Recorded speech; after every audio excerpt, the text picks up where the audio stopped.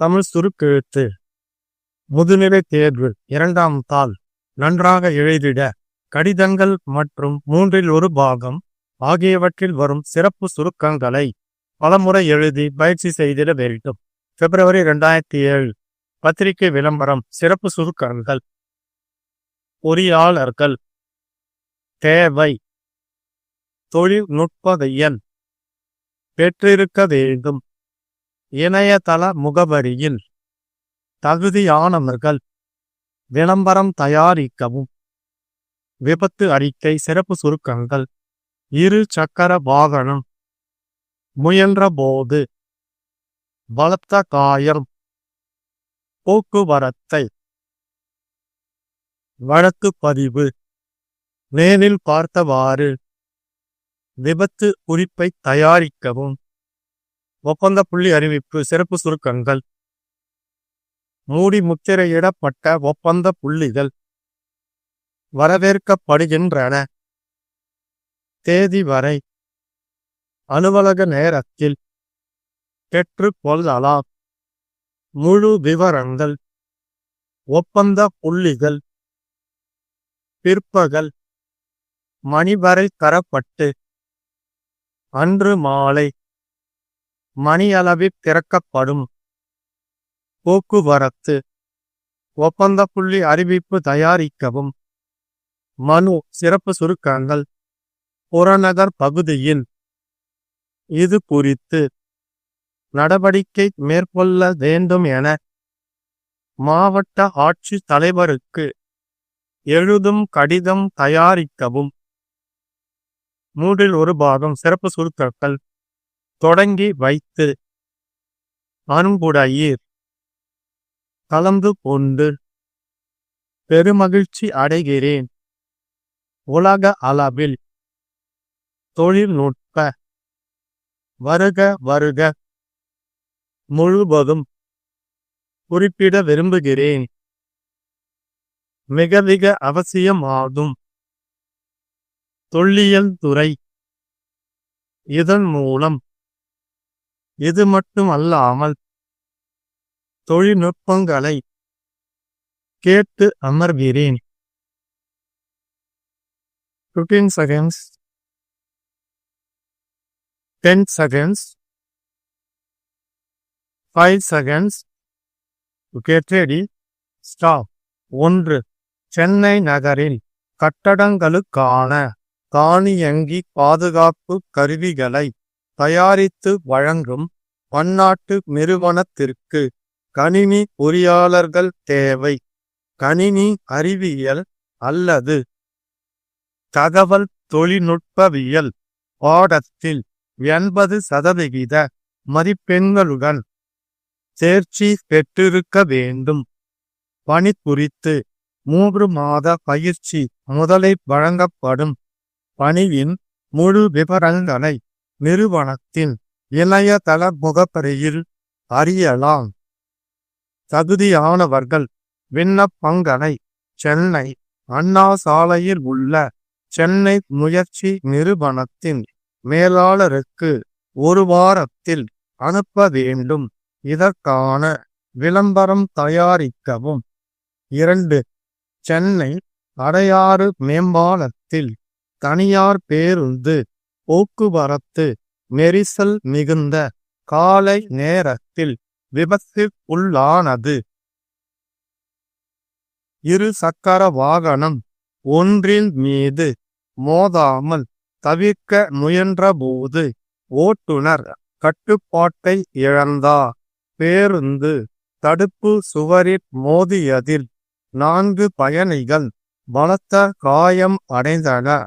அடையாறு காவல் நிலைய ஆய்வாளர் சாமிநாதன் விரைந்து சென்று போக்குவரத்தை ஒழுங்குபடுத்தியதுடன் விபத்து குறித்து வழக்கு பதிவு செய்து விசாரணையும் மேற்கொண்டுள்ளார். பேருந்து பயணி ஒருவர் விபத்தினை நேரில் பார்த்தவாறு விபத்து குறிப்பை தயாரிக்கவும். 3. நவீன ரக அதிவேக நகலெடுக்கும் அச்சு இயந்திரங்கள் 3 வழங்குவதற்கு மூடி முத்திரையிடப்பட்ட ஒப்பந்த புள்ளிகள் வரவேற்கப்படுகின்றன. மார்ச் திங்கள் 15ஆம் தேதி வரை படிவங்களை அலுவலக நேரத்தில் கட்டணம் ஏதுமின்றி பெற்று கொள்ளலாம். முழு விபரங்கள் அடங்கிய ஒப்பந்த புள்ளி ஏப்ரல் திங்கள் 10ஆம் தேதி பிற்பகல் 4 மணி வரை பெறப்பட்டு அன்று மாலை 5 மணியளவில் திறக்கப்படும். கோயமுத்தூர் மண்டல போக்குவரத்து அலுவலர் வெளியிடும் ஒப்பந்த புள்ளி அறிவிப்பு தயாரிக்கவும். 4. சென்னை புறநகர் பகுதியில் பள்ளிக்கரணை கிராமத்தில் குப்பைகளை கொட்டி வருவதுடன் எரிக்கவும் செய்கிறார்கள். இதிலிருந்து வெளியாகும் துர்நாற்றம் மற்றும் அடர்த்தியான புகையால் அப்பகுதி மக்கள் அடையும் இன்னல்கள் சொல்லி மாளாது நோய்களுக்கும் ஆளாகி வருகிறார்கள். இது குறித்து ஆலந்தூர் நகர் மன்றத்தில் கவனத்தை ஈர்த்தும் பிரச்சனை தொடர்கிறது. குப்பைகளை கொட்டுவதை தடுக்க உடனடி நடவடிக்கை மேற்கொள்ள வேண்டும் என ராம் நகர் குடியிருப்போர் நல சங்க செயலாளர் சுப்ரியா அன்பழகன் காஞ்சிபுரம் மாவட்ட ஆட்சித்தலைவருக்கு எழுதும் கடிதம் தயாரிக்கவும்.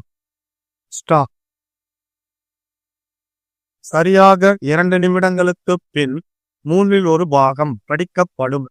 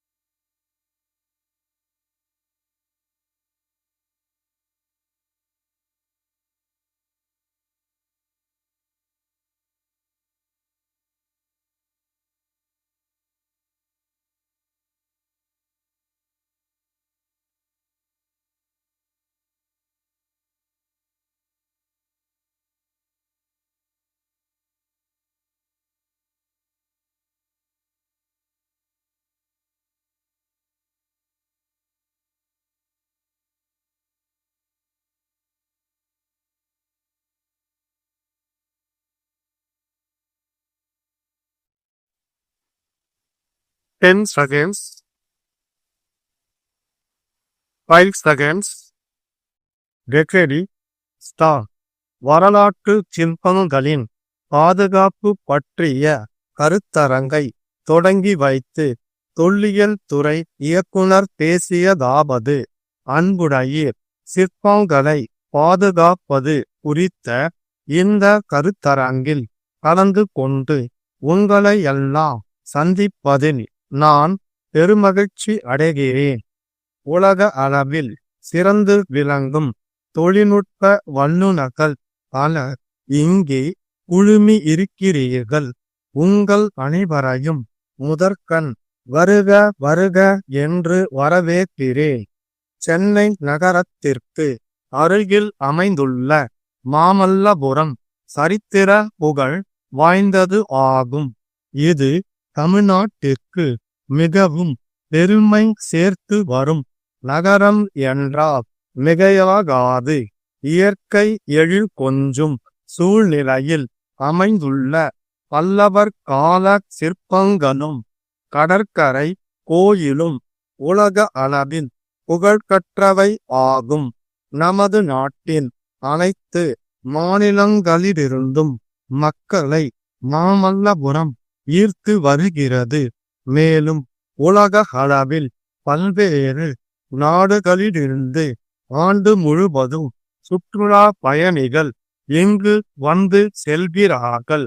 எனவே இங்குள்ள சிற்பங்கள் அனைவரையும் கவர்ந்து ஈர்க்கும் வண்ணம் அமைந்துள்ளன என்பது குறிப்பிடத்தக்க அம்சமாகும்.